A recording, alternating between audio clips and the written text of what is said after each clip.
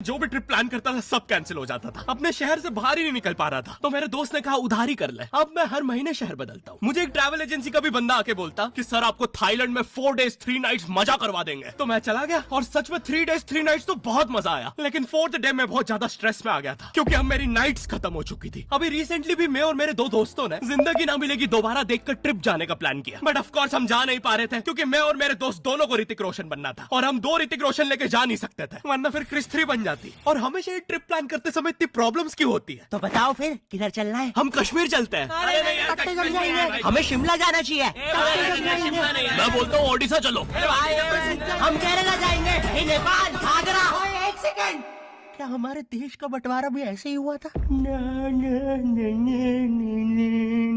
फिर स्कूल में दंगे हो गए। मैं बोलता हूँ गोवा चलते हैं।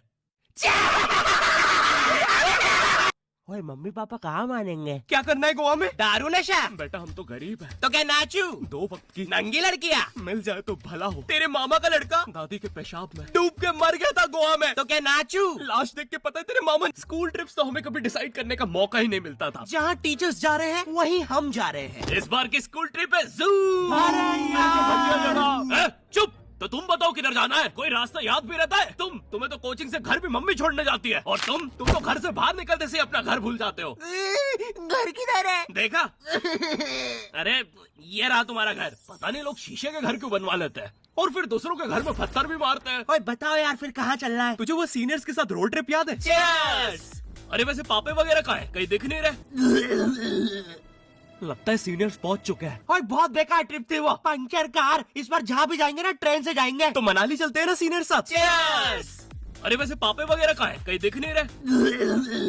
लगता है सीनियर। अबे ट्रेन कैसे पंचर हो गई? और ट्रेन लेके हम रोड से क्यों जा रहे थे? मेरा स्कूल तो ट्रिप बोल के कहीं भी ले जाता था। अमीर बच्चे ट्रिप पे फॉरेन देखने जा रहे हैं, हम ट्रिप पे अमीर बच्चों के स्कूल देखने जा रहे हैं। कभी म्यूजियम ले जाके रैंडम चीजें दिखा रहे हैं। बच्चों यहाँ हुई थी सैनिकों की हिस्टोरिकल लड़ाई, लाखों जाने गई है यहाँ। और लेकिन यहाँ क्यों हुई थी इतनी बड़ी हिस्टोरिकल लड़ाई? यहाँ तो पहले भी म्यूजियम ही था। हाँ बेटा, वो सैनिकों का स्कूल भी उन्हें ट्रिप पे म्यूजियम ले आया था। अमीर बच्चे ट्रिप पे 7 वंडर्स देख रहे हैं, हम भी 7 वंडर्स देख रहे हैं। फर्क बस इतना है, वो असली वाले देख रहे हैं और हमें Sitaram water park. Water park Sitaram. हाँ, हमें यहाँ दिखा रहे हैं। ये पार्क का ताजमहल देख के ऐसा लगता है शाहजहां ने जिन मजदूरों के हाथ काट दिए थे उन्होंने इधर आके गुस्से में बनाया। दूसरे बच्चे आईफिल टावर के साथ ऐसे फोटो खिंचवा रहे हैं, हमारा वाला नॉर्मल भी हाथ में आ जा रहा है। इससे ज्यादा स्ट्रॉन्ग और सख्त तो बच्चों के टिफिन में जमी मैगी हो गई है। एक बच्चा तो मैगी और टिफिन में इतना कंफ्यूज हो गया, उसने स्टील का टिफिन खा के मैगी के अंदर पैक कर दिया। साइड में रैंडम एनजीओ वाले घूम रहे हैं। सर बस 10 रुपए में इस बच्चे की जान बच सकती है। पहले तो ये कौन लेंडू बच्चा है जिसकी 10 रुपए के चक्कर में जान खतरे में गई है? नहीं सर, इस बच्चे को कैंसर है। ये वीडियो देखिए। माधव को कैंसर है बेचारा, आप उसकी मदद कर सकते हैं सिर्फ 10। अरे नहीं, ऐड आ गया। लखन को कैंसर है। अरे ये भीख मंगे लोगों के ऐड। 10 रुपए में मिल सकती है लखन को एक नई जिंदगी। अरे मेरा देगा इस गंजे को 10 रुपए। शक्ल देखो इसकी, क्या कुछ भी आता रहता है। लखन को, अबे माधव को मिलेगी एक नई जिंदगी। प्लीज भाई साहब माधव को बचा लीजिए। हम स्कूल ट्रिप अक्सर बसों में ही जाते थे और मेरी स्कूल बस तो ऐसी दिखती थी जैसे अभी दंगों से जल के आ रही है। बस के अंदर से नीचे का चक्का घूमते हुए दिख रहा है, कोई बच्चा इंजन में गिर के इवापोरेट हो गया है, कहीं से खिड़की का लोहा निकला हुआ है। एक बार बस का एक्सीडेंट हो गया, बाहर के लोग सेफ थे, अंदर के मर गए थे। और पीछे की सीट भाई, यहाँ पे बैठने के अलावा सब कुछ होता है। लड़ाई, मोहब्बत, उल्टी, फिर सब साथ में। फाइनल करते हैं हम नेपाल जा रहे हैं। अरे नहीं, मैं वहाँ बचपन में गया था। तो नैनीताल? नहीं, बचपन में। आगरा? बचपन में। राजस्थान? बचपन। अबे कहाँ कहाँ गया तू बचपन में? जहाँ जहाँ वो मुझे लेके गए। कश्मीर। भागो, पुलिस आ रही है। राजस्थान। ले माँ बाप से बात कर। केरला। Hello mummy. बेटा अभी तो तू राजस्थान में था। मैं आज तक ट्रैवल ही तो कर रहा हूँ। चल चल चल, पुलिस आ रही है, निकलना है। हमने कभी नोटिस क्यों नहीं किया अनिल के पैरों में चेन बंदी होती थी? मुझे ना स्कूल ट्रिप्स बस में जाना कभी पसंद नहीं है। शुरू करो अंताक्षरी लेके प्रभु का लाल दुपट्टा उड़ गया रे मेरे हवा के झोंके।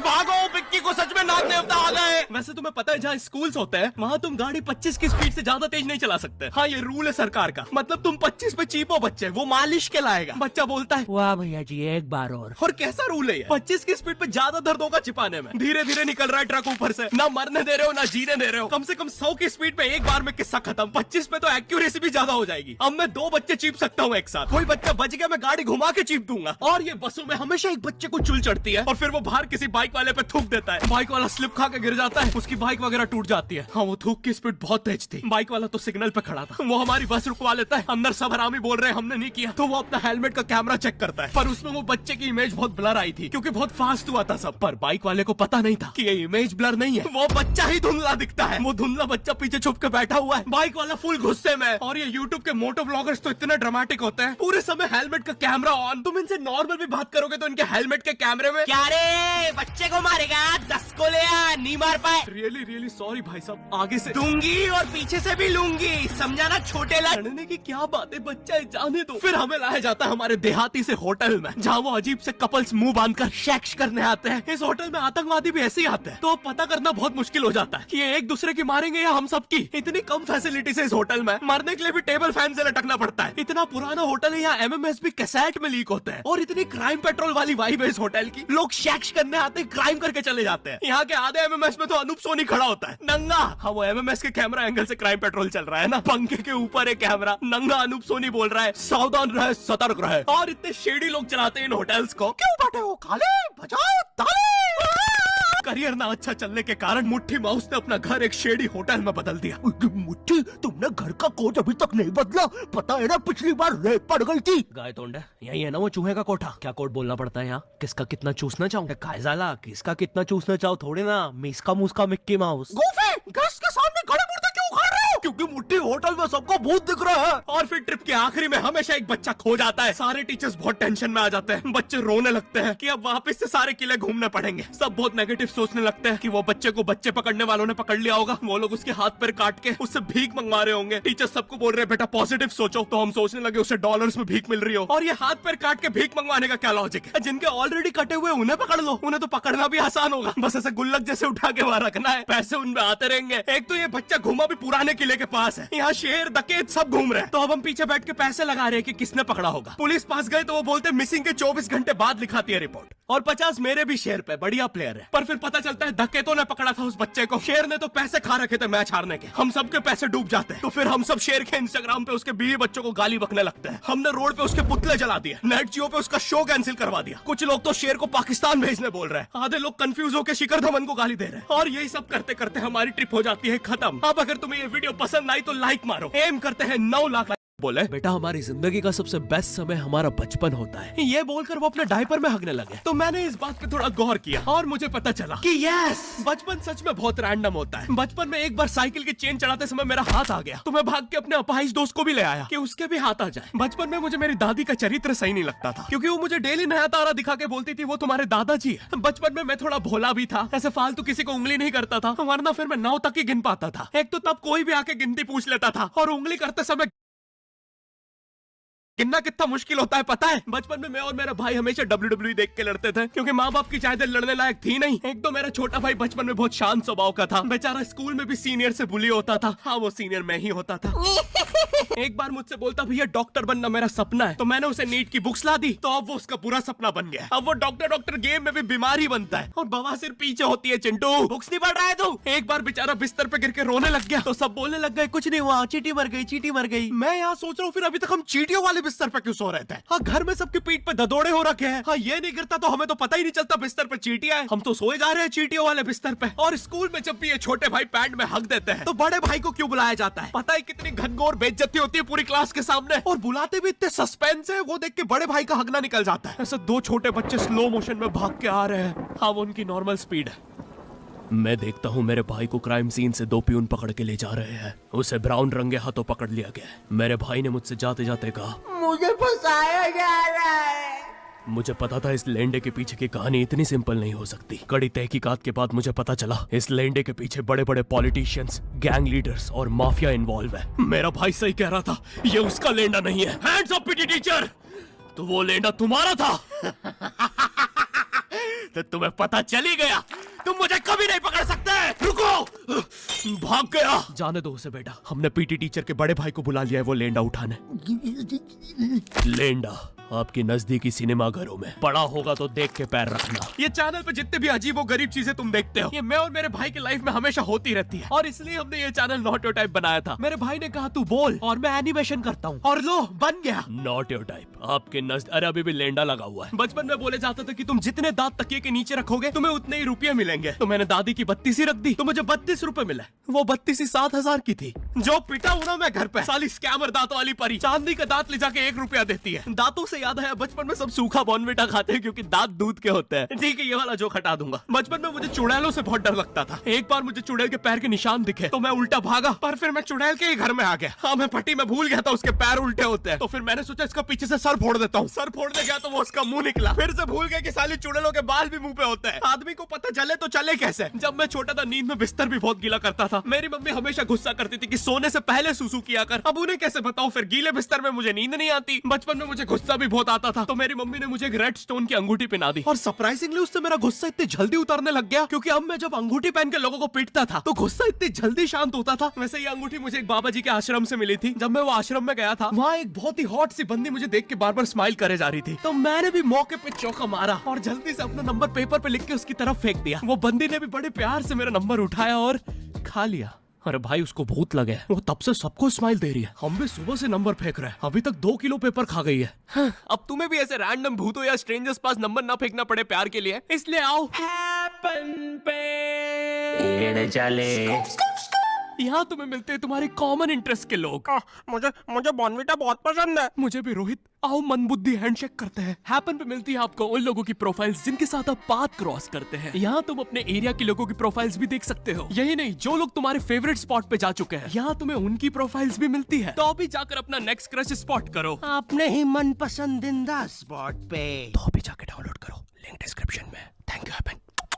बचपन में मेरी मम्मी हमेशा बोलती रहती थी कि बाहर जाके खेलो। अब बाहर मेरे मोहल्ले के बच्चे भाई वो ऐसे अजीब अजीब से गेम्स खेलते थे। कहीं ड्रैगन फ्लाई में रस्सी बांध के उसको पेट बना लिया है, कहीं नंगे भाग रहे टायर के पीछे लकड़ी मारते मारते। मेरी मम्मी को उन पे दया आ रही है कि बेचारे गरीब बच्चे किसी भी चीज से खेल लेते हैं, फिर हमारी कार पलट जाती है। हाँ, वो टायर हमारी कार का था। और मुझे एक बात बताओ, चक्के से खेलने पे वो गरीब कैसे कंसिडर हो रहे हैं? क्या पता उनने कार खरीद के चक्का निकाला हो, क्या पता लैम्बोर्गिनी के चक्के से खेल रहे हो। नहीं, तुम्हें कैसे पता चल रहा है वो गरीब है या अमीर? और एक चक्के से इतनी सारी एक्टिविटी करेंगे ये लोग। कभी चक्के में रस्सी बांध के झूला बना दिया, कभी झूले से फिका के खुद को लूला बना दिया, कभी लूले पे झूला बांधकर हुला हू बना दिया। ये इतने हरामी बच्चे थे, इनके साथ कोई भी घर नहीं खेलता था, क्योंकि घर ये जुए में लगा के हार जाते हैं। ये वो बच्चे जिन्हें तुम रिमोट कंट्रोल कार भी दोगे तो उसकी मोटर निकाल के पंखा बनाएंगे। एक बार इन्होंने रिमोट कंट्रोल रिमोट बनाया था। तुम अगर इस रिमोट पे बटन दबाओगे तो इस रिमोट पे बटन दबेगी, बस।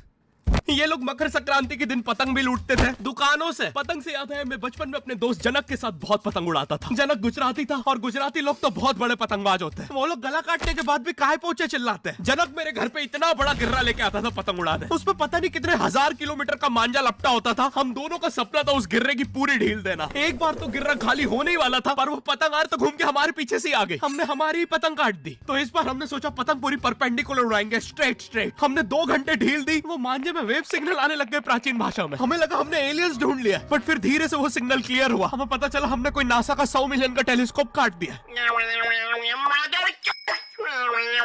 पतंग नीचे ले, टेलीस्कोप काट दिया।